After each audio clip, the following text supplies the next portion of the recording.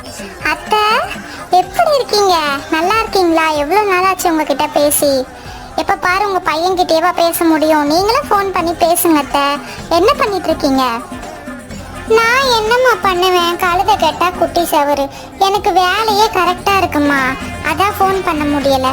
இப்போ அத்தை சமைச்சிக்கிட்டு இருக்கேம்மா. நீங்கள் கவலையே படாதீங்க, நான் வந்த உடனே உங்களுக்கு ஃபுல்லாகவே ரெஸ்ட்டு தான். சரிங்க அத்தை, உங்களுக்கு என்ன பிடிக்கும்னு சொல்லுங்கள், நான் தினமும் அதையே சமைச்சு கொடுக்குறேன்.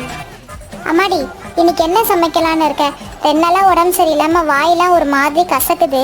அத்தைக்கு பிடிச்சதா கொஞ்சம் சமைச்சு கொடுமா. நீங்கள் ஏன் கவலைப்படுறீங்க அத்தை? உங்களுக்கு என்ன பிடிக்கும்னு சொல்லுங்கள், நான் சொமேட்டோவில் ஆர்டர் பண்ணி தரேன். என் பையன் பண்ண பெரிய தப்பு என்ன தெரியுமா? உலகத்திலேயே எங்கேயுமே பொண்ணே இல்லாத மாதிரி உன்னை தேடி கண்டுபிடிச்சி கூப்பிட்டு வந்தான் பார்த்தியா, அதான் அவன் பண்ண பெரிய தப்பு. இல்லைன்னா மட்டும் உங்கள் பையனுக்கு கியூலியா நின்னாங்க பொண்ணு கொடுக்குறான்னு சொல்லி போவீங்களா?